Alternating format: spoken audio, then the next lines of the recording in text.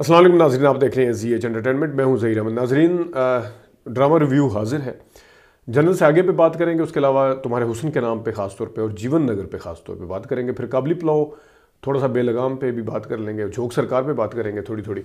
लेकिन जनरल से आगे पे उमैर अहमद का लिखा हुआ ये ड्रामा, इससे पहले भी बहुत ज़बरदस्त ड्रामे लिख चुकी हैं। मरकज़ी ख्याल बहुत अच्छा है। बुनियादी इसका किस तरीके से जो एक लड़की है वो अपने आप को चालाक भी समझती है वो बेवकूफ़ है, और थोड़ी सी फिर वो काला जादू वाला जो टच दिया वो भी बहुत अच्छा है। और दूसरी तरफ जन्नत जी हैं जो इसमें बहुत ज़्यादा ख़ुद उनकी लाइफ उस तरह से सेटिस्फाइड नहीं है वो अपनी लाइफ से, लेकिन बहरहाल दूसरे के लिए वो कितनी कुर्बानी देती हैं या किस लिए कितनी अच्छी हैं, कुर्बानी तो नहीं कहना चाहिए, वेल ऑफ हैं, कितनी वो अच्छी हैं, वो सारा कुछ आपने देखा। लेकिन इसमें एक सीन के अंदर जो 20वीं एपिसोड थी उसके अंदर जो कमाल किया है जन्नत यानी कुबरा खान ने, वो सीन बहुत मुझे पसंद आया। वो तवीज़ वाला सीन है। ऐसी लड़की जिसके लिए वो सब कुछ उसने ओपन किया हुआ है कि मैं फर्नीचर भी लेके दूंगी, सारा जेवर भी दूंगी, कपड़े भी लेके दूंगी शादी के लिए, लेकिन वो लड़की उसको किस तरह धोखा देती है।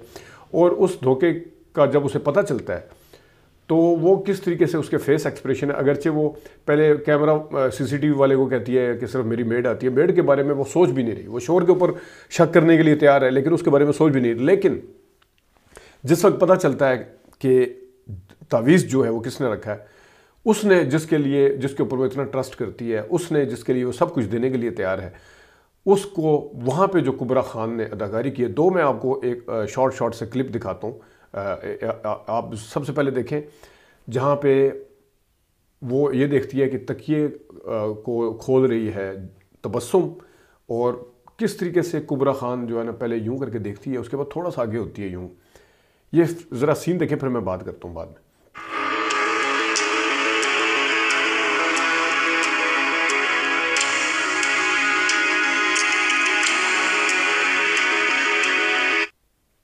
आपने देखा ये खामोश सीन, इसके अंदर कुबरा खान ने जो अदाकारी की है उसका क्रेडिट डायरेक्टर को जाता है या ख़ुद कुबरा खान ने की है, जिसको भी जाता है। ये कमाल था खामोश सीन। पहले वो आगे होती है, फिर उसके फेस यूं करके देखती है, फिर कि ये वो बंदी ये हो सकती है, ये भी ऐसा कर सकती है। उसके बाद थोड़ा सा आगे जाके फिर जिस टाइम उसका क्लोजअप है तकिए का जो क्लोजअप कैमरे में लिया गया, मजीद उसको क्लोज करती सीसीटीवी से, फिर उसके बाद जो एक्सप्रेशन है वो और डिफरेंट है, वो ज़रा देखिएगा।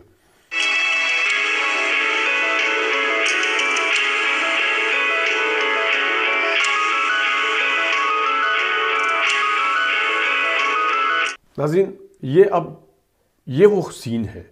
मैं लास्ट एपिसोड में वीडियो में जब मैंने आपसे बात की थी तो मैंने कहा था कि वीडियो ड्रामे की जो एपिसोड है लंबी कर दी जाती है, खामोशियाँ डाल दी जाती हैं बीच में कि दो बंदे बात कर रहे हैं, लड़की आगे कह रही है मैंने तुम्हारे साथ रिश्ता नहीं करना, वो खामोशी, हालांकि उस टाइम खामोशी नहीं बनती, फ़ौरन रद्दमल बनता है कि लड़का हैरान हो गया कि ये क्या कह रही है, फ़ौरन रद्दमल, वो गुस्से का होगा, वो दुख का होगा, जो भी रद्दमल है।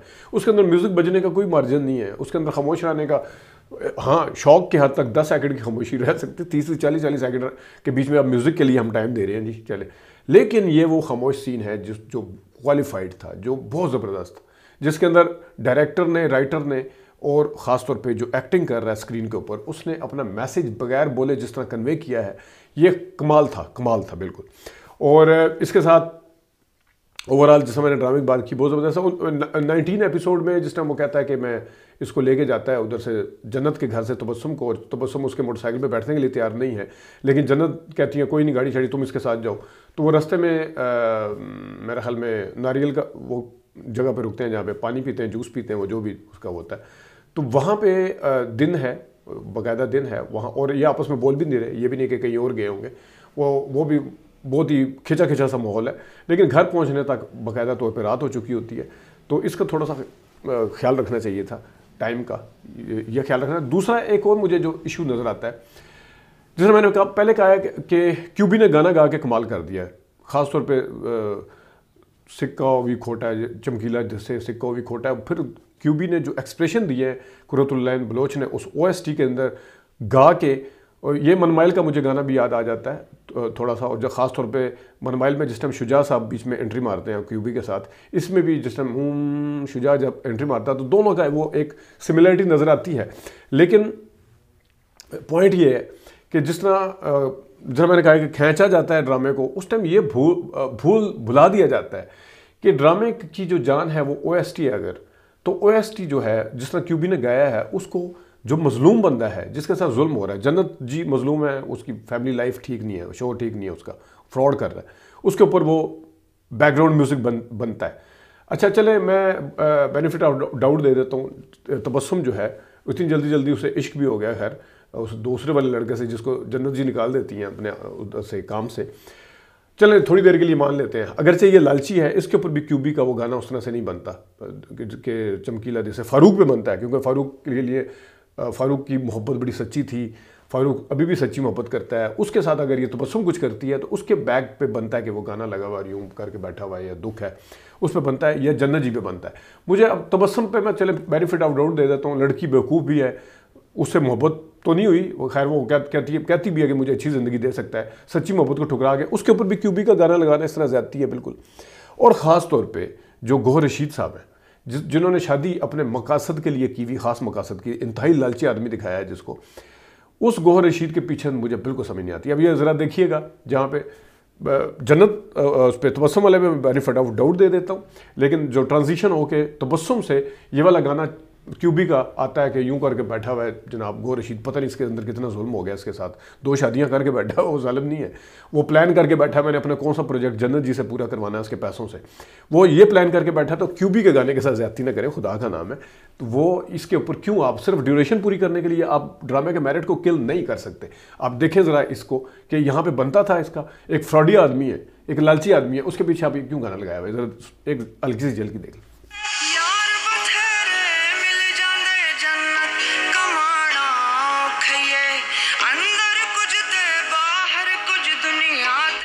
तो नाज़रीन आपने देखा वो वाला ड्रामा बहुत अच्छा है, ठीक है, वो खींचने खोजने वाला मामला, इसके ऊपर बात करते रहेंगे। अब आते हैं ज़रा जीवन नगर पर। जीवन नगर में जो 2 चीज़ें बड़ी कमाल की हैं, सुहेल अहमद साहब को जो वो बब्बर शाह है उसको मार दिया गया है। मैंने जिस तरह पहले कहा था कि एक ऐसा गुरु, लाली गुरु जो ख्वाजा सरा है, अंदर से वो ख्वाजा सरा है, ऊपर से बब्बर बना हुआ है। वो जो सिचुएशनल एक किस्म की कॉमेडी भी चल रही है कि बब्बर शाह के सामने जब वो ख्वाजा सरा गाना गाने आ जाते हैं, उसकी रग कैसे फड़कती है ऐसे करके कि मैं भी डांस करूं, फिर फंक्शन पे जाना होगा, बब्बर शाह वो बंदे गुजरेंगे वहाँ से, बब्बर शाह का एक ग्रुप है, ये कहता है मैं फिर शीशों पे डांस करा दूंगी, गी गा। ये जो सिचुएशनल है इसके अंदर बड़ा कमाल है, डायरेक्टर का इसलिए कमाल है, सुहेल अहमद साहब का तो कमाल है ही है, उनके ऊपर तो बात करना वाकई सूरज को चढ़ा दिखाने के मुतरादिफ है।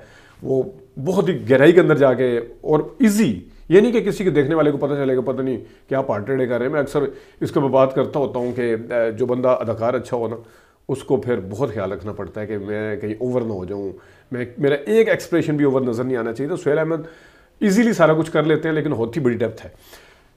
डायरेक्टर को मार्जिन ये जाता है कि एक जो बब्बर शाह के मौजूदगी में एक ड्रामे का जो टेम्परामेंट था, ड्रामे का एक जो संजीदगी थी, वो लाली को बब्बर बनाने के बाद उस मज़ा के साथ साथ वो संजीदगी बाहर हाल कायम है। अब ये स्टेज का कोई ऐसा ड्रामा नहीं बन गया जीवन नगर, या कोई इस तरह का नहीं जिसके अंदर सिर्फ अब कॉमेडी रह गई है। वो जो एक बब्बर शाह की साथ साथ स्टोरी के अंदर जो संजीदगी थी, जो ड्रामे के डायरेक्शन के अंदर और माहौल के अंदर जो संजीदगी नज़र आती थी, तो काशिफ निसार साहब ने इसका बड़ा ख्याल रखा है। ये बहुत ही ज़बरदस्त तरीके से, ये बारीक चीज़ है, बहुत बारीक चीज़ है, और ये बड़े अच्छे तरीके से उसको आगे लेके चल रहे हैं। और इसके साथ अब आते हैं जनाब तुम्हारे हुस्न के नाम पे। तुम्हारे हुस्न के नाम पे हो सकता है कुछ लोगों को, जिन लोगों को लंबे लंबे ड्रामे देखने की आदत पड़ी हुई है, जिन लोगों को ये बेतुके ड्रामे देखने की सम टाइम आदत पड़ी हुई है ऐसे खींचने की, तो ग्रीन एंटरटेनमेंट के मैंने जैसा पहले बताया था जुलाई में इसकी ओपनिंग हुई, अभी चल रहे हैं। तो ड्रामे तुम्हारे हुस्न के नाम में एक ट्रांजिशन हुई है, यानी कि सिद्धा जो है वो 25 साल बाद दिखा दिया जाता है। अगरचे उसकी लाइफ जो है बहुत अजीब सी गुजरी सलमा की, सबा कमर की, लेकिन उसको मारता पीटता है, सारा कुछ करता है, लेकिन वो एकदम से 25 साल के ऊपर आ गए हैं। बहुत अच्छी चीज़ है। लोगों को भी हज़म होना, शायद जिनको मैं बताया ना, जिनको बुरी आदतें पड़ी हुई हैं ड्रामा देखने की, लंबे लंबे ड्रामे देखने की, वो शायद इस चीज़ को एक्सेप्ट ना करें। हो सकता है वो सोच रहे होंगे 4-6 किस्तों में और मारता और खींचते इसको, फिर और बबल गम बनाते।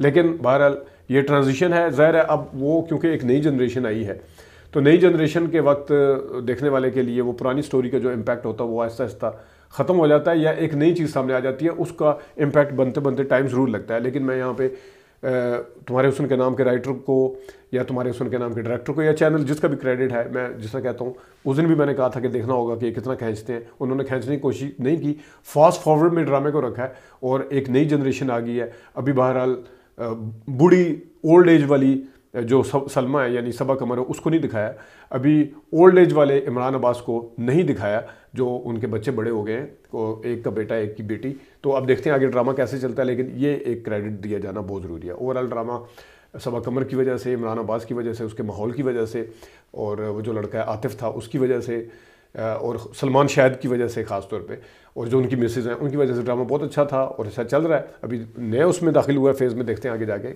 ये किस रुख जाता है।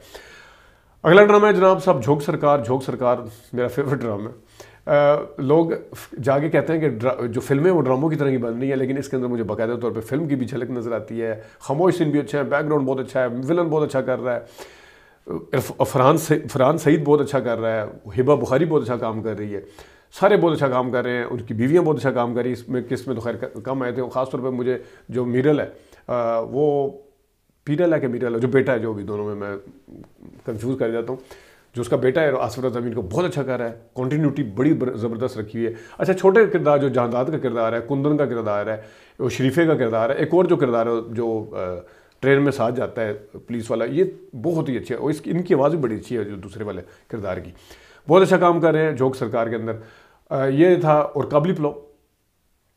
काबली पुलाव में बारान बहुत अच्छी नेचुरल अदाकारी कर रहा है। एक थोड़ी सी तुक उसमें ये दिखाई है कि बेशक वो जिस तरह की फैमिली दिखाई है इनकी, जो एहतशाम साहब की, मुश्ताक की जो फैमिली है, उसकी भाभियाँ हैं या उसकी बहनें हैं या जो भी है, उसके अंदर इस तरह से अननोन बंदे को किचन के अंदर तक पहुंचाना जो है वो बहुत अजीब सा लगता है। हमें खुद फील हो रहा होता है कि बारान साहब अंदर किचन में क्या कर रहे हैं, ये थोड़ा सा अनएक्सेप्टेबल सा लगता है। लेकिन बहरहाल बारान की ओवर अपनी अदाकारी उसकी बहुत अच्छी है, जिस तरीके से वो, जितनी एक रिक्वायरमेंट है और जिस तरीके से वो बोल रहा है, वो सबीना और मुश्ताक साहब भी बहुत ही ज़बरदस्त उसको लेके चल रहे हैं।